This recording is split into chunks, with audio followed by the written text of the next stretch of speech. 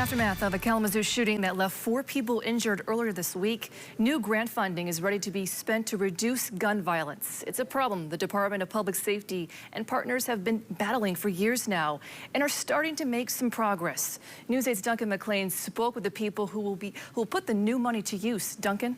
Amber, gun violence began to rise in the Kalamazoo community in 2020 and peaked in 2022, forcing stakeholders to double down on policies and practices that had been working well for the previous decade.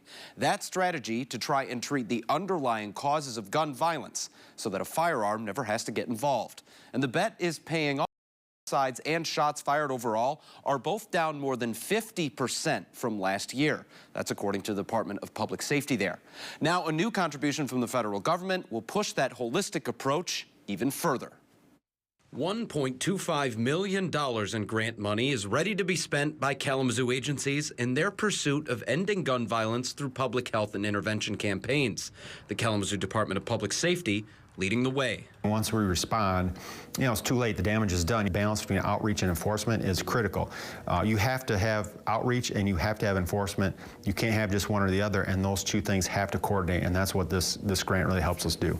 In addition to their own outreach programs, the department is working with longtime partners who have built trust in the community, like the Griffin Place, which will utilize the funding to continue their work connecting people at risk of violence to community resources, counseling and support services, and further chasing their core mission of this interagency partnership. We're not looking just at the actual shootings, it's everything that can happen before that, and looking at how we can enact systemic change towards gun violence prevention. Meanwhile, the Michigan Transformation Collective will use the money to design and implement an all-new type of intervention program, this one based out of Bronson Hospital. It's not a copy-paste, like here's a hospital-based violence intervention program, let's slap it onto Bronson Hospital. What does it look like to set this up?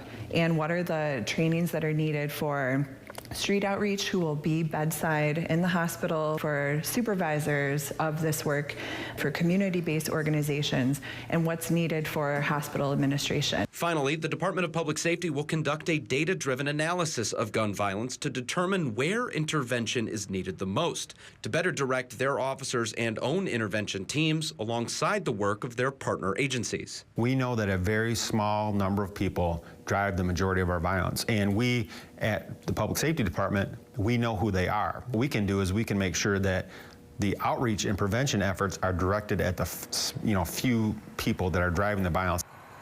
Now, the money came from the federal government through the Michigan Department of Law Enforcement Standards and officially was awarded to the city of Kalamazoo and their public safety department. They will handle reimbursing each community agency as they carry out the activities and initiatives that qualify, which means the work has already begun.